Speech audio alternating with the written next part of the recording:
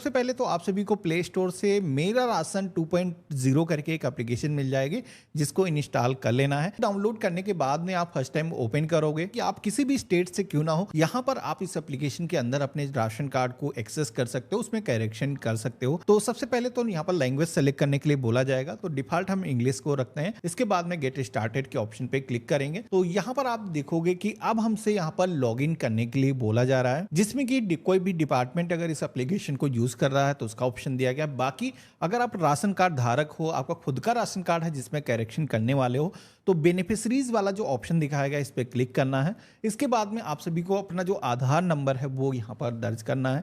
अब यहाँ पर लोगों के मन में डाउट आता है कि यहाँ पर आधार किसका दर्ज करना है, तो यहाँ पर परिवार में जो भी सदस्य पहले से जुड़े हुए हैं, जैसे कि परिवार का मुखिया जुड़ा हुआ है या फिर उनके परिवार में राशन कार्ड पर अभी करेंटली जितने भी मेंबर्स मौजूद हैं, उनमें से किसी भी व्यक्ति का आप आधार नंबर यहाँ पर दर्ज कर सकते हो। तो हमने यहाँ पर फिल किया है, ये कैप्चा कोड जो भी दिखाया गया है दर्ज कर देंगे। लॉग इन विद ओटीपी वाले ऑप्शन पे क्लिक करेंगे तो आपके आधार कार्ड से जो भी मोबाइल नंबर लिंक होगा उस पर एक वेरिफिकेशन के लिए ओटीपी सेंड किया जाएगा। हमारे पास ओटीपी आ चुका है, हमने यहाँ पर ओटीपी दर्ज किया है। वेरीफाई के ऑप्शन पे क्लिक करेंगे तो यहाँ पर आप देखोगे कि ओटीपी से वेरिफिकेशन होते ही हमारे सामने एक पिन को सेट करने का जो पेज है वो आ चुका है। यहाँ पर क्रिएट नाउ के ऑप्शन पे क्लिक करोगे तो 4 डिजिट का एक पिन आपको सेट करने के लिए बोला जाता है, जो कि आपको बार बार ओटीपी दर्ज करने की जरूरत नहीं होगी। इस एप्लीकेशन के अंदर दोबारा अगर आपको लॉगिन करना है तो यही पिन आप फिल करके आप लॉगिन कर सकते हो। तो हमने अपने मर्जी का जो पिन है यहाँ पर फिल कर दिया है। कंफर्म के सेक्शन में रिपीट आपको पिन दर्ज करना है, नेक्स्ट के ऑप्शन पे क्लिक करना है। यहाँ पर सबसे पहले तो आप सभी को लोकेशन की जो परमिशन है वो अलाउ करने के लिए बोला जाएगा। जैसे आप अलाउ करोगे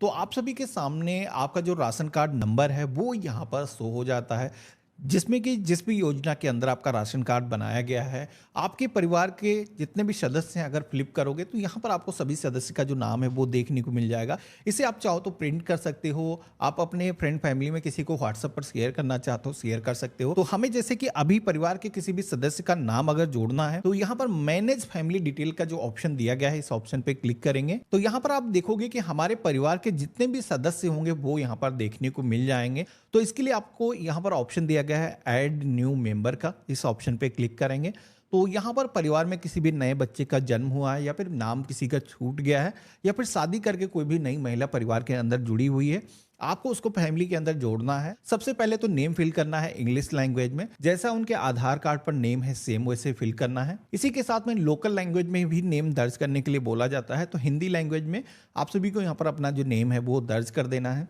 अब यहाँ पर लोकल लैंग्वेज में नेम को फिल करते वक्त कुछ लोगों को डिफिकल्टी महसूस होती है, क्योंकि अगर आपके फ़ोन में हिंदी इनपुट कीबोर्ड टूल नहीं पड़ा है तो आपको नेम फिल करने को यहाँ पर दिक्कतें आ सकती हैं। तो इसलिए Google Hindi input keyboard tool अपने फ़ोन में आप इंस्टॉल कर लेना, जिससे कि आपका जो नेम है वो हिंदी लैंग्वेज में इजीली फिल हो जाएगा। डेट ऑफ बर्थ के सेक्शन में आना है, यहाँ पर कैलेंडर के ऑप्शन पे क्लिक करके जो भी डेट ऑफ बर्थ आपके आधार कार्ड पर मौजूद है सेम वैसे ही यहाँ पर फिल कर देना है। जो भी एज होगी वो यहाँ पर ऑटोमेटिक कैलकुलेट होकर के आ जाएगी।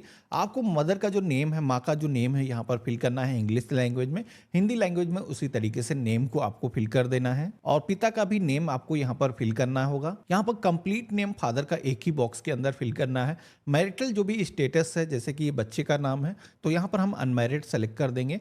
इसके बाद में नेशनलिटी इंडियन है सेलेक्ट करेंगे। अपना मोबाइल नंबर हमें यहाँ पर दर्ज करना है। इसके बाद में ईमेल आईडी को भी दर्ज करने का ऑप्शन दिया गया है, यहाँ पर फिल कर देता हूँ और नेक्स्ट के ऑप्शन पे क्लिक करेंगे। तो इस तरीके से आप देखोगे कि हम सेकेंड पेज पर आ चुके हैं। अब यहाँ पर आप सभी को वोटर आईडी या फिर एनपीआर रजिस्ट्रेशन की जो डिटेल है वो दर्ज करने के लिए बोला जाता है, क्योंकि ये जो एप्लीकेशन है वो ये सेंट्रल गवर्नमेंट की एप्लीकेशन है। अगर कोई 18 साल से ऊपर का व्यक्ति है जिसका वोटर आईडी कार्ड बना है तो आप दे सकते हो, नहीं है तो ब्लैंक इसको छोड़ देना है। आपको यहाँ पर आधार नंबर देना जरूरी होगा। इसके लिए आप सभी को यूनिक आइडेंटिफिकेशन यूआईडी आधार वाला जो ऑप्शन दिया गया है इस ऑप्शन पे क्लिक करना है और इसके बाद में आप सभी को अपना जो 12 डिजिट का आधार नंबर है वो दर्ज कर देना है। हमें यहाँ पर नेक्स्ट के ऑप्शन पे क्लिक करना है। तो इस तरीके से आप देखोगे कि हम प्रोफेशन डिटेल के सेक्शन में आ चुके हैं। यहाँ पर जो भी ऑक्यूपेशन है जिसका आप नेम ऐड कर रहे हो उसका ऑक्यूपेशन सेलेक्ट करना है। जैसे कि ये जो है अभी स्टूडेंट है, हमने यहाँ पर सेलेक्ट कर दिया है। स्टूडेंट होने की वजह से अभी इनकी कोई इनकम ही नहीं है तो यहाँ पर 0 इनकम हम फिल कर सकते हैं और नेक्स्ट के ऑप्शन पे क्लिक करेंगे। अब आप सभी से कुछ एडिशनल डिटेल्स भी पूछी जाती हैं, जिसमें कि सोशल जो भी कैटेगरी है, जनरल, ओबीसी, एसटी, कई सारे ऑप्शन दिए गए हैं। अगर आप जनरल कैटेगरी से हो तो आपको कोई भी यहाँ पर कास्ट सर्टिफिकेट अपलोड करने की ज़रूरत नहीं होगी। बाकी अगर आप ST SC या फिर OBC कैटेगरी से हो तो आप सभी को यहाँ पर अपना जो कास्ट सर्टिफिकेट है वो भी अपलोड करना होगा, जिसमें कि ब्राउज के ऑप्शन पे क्लिक करेंगे। जहां पर भी हमने अपना डॉक्यूमेंट सेव करके रखा है कुछ इस तरीके से ब्राउज करके सेलेक्ट कर लेंगे। ध्यान रखना है यहाँ पर जो डॉक्यूमेंट का साइज है मैक्सिमम 500 KB होना चाहिए। इससे ज़्यादा अगर है तो इसको रिसाइज जरूर कर लेना है। रिसाइज अगर आप मोबाइल फ़ोन से करना चाहते हो तो इसके लिए मैंने वीडियो के डिस्क्रिप्शन में एक लिंक दिया हुआ जिसपे जा करके आप ये जो फोटो है जिस साइज का आपको चाहिए वो 1 क्लिक से रिसाइज कर सकते हो। नेक्स्ट के ऑप्शन पे क्लिक करोगे तो आप सभी से यहाँ पर बैंक डिटेल दर्ज करने के लिए बोला जाएगा। अब जैसे कि ये बच्चा ही है, इसका कोई अकाउंट हमने नहीं खुलवाया है, तो कोई ऐसा ज़रूरी नहीं कि अकाउंट डिटेल आपको दर्ज ही करना पड़े, आप इसको स्किप भी कर सकते हो। हमने यहाँ पर डायरेक्टली नेक्स्ट के ऑप्शन पे क्लिक कर दिया है। तो इस तरीके से आप देखोगे कि हम फिजिकल डिटेल वाले ऑप्शन में आ चुके हैं, जहाँ पर कोई भी डिफरेंट एबल पर्सन है जो विकलांग व्यक्ति है, अगर वो अप्लाई कर रहा है तो यहाँ पर यस के ऑप्शन पे क्लिक करके उसको अपनी विकलांगता सेलेक्ट करनी है। मेरे केस में ये अप्लीकेबल है नहीं, तो डायरेक्टली हमें नेक्स्ट के ऑप्शन पे क्लिक कर देना है। क्रिटिकल इलनेस वाले सेक्शन में भी हमें यहाँ पर नेक्स्ट के ऑप्शन पे क्लिक कर देना है। तो इस तरीके से आप देखोगे कि अब हमसे यहाँ पर डॉक्यूमेंट नंबर मांगा जा रहा है, जिसमें कि यहाँ पर जैसे कि हमने आधार अपना डॉक्यूमेंट के तौर पर सेलेक्ट किया था, तो यहाँ पर आधार नंबर ही आपको डॉक्यूमेंट नंबर के अंदर टाइप कर देना है।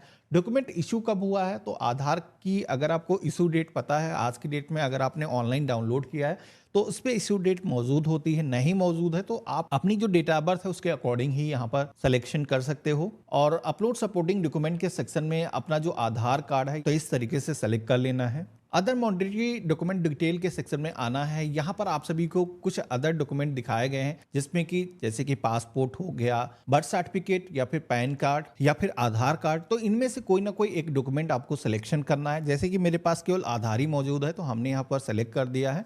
ये भी जो डॉक्यूमेंट आप दे रहे हो नंबर दर्ज करने के बाद में जो भी डेट को इशू किया गया है यहाँ पर कुछ इस तरीके से सेलेक्ट करना है। और यहाँ पर भी ये जो डॉक्यूमेंट आप दे रहे हो उसको कुछ इस तरीके से ब्राउज के ऑप्शन पे क्लिक करके सेलेक्ट कर लेना है और नेक्स्ट के ऑप्शन पे आपको क्लिक कर देना है। तो इस तरीके से आप देखोगे कि अब हमारे सामने राशन कार्ड में नेम को ऐड करने के लिए जो भी टर्म एंड कंडीशंस हैं उनका एक पेज आ जाता है, जहां पर आपको नीचे की तरफ आना है। कंसेंट ऑफ डेटा यूज के सेक्शन में यहाँ पर इस आइकन पे क्लिक कर देना है, सबमिट के ऑप्शन पे आपको क्लिक कर देना है। तो इस तरीके से आप देखोगे कि सबमिट के ऑप्शन पे क्लिक करते ही राशन कार्ड में नेम को दर्ज करने के लिए नेम को ऐड करने की जो रिक्वेस्ट है वो सक्सेसफुली दर्ज हो चुकी है।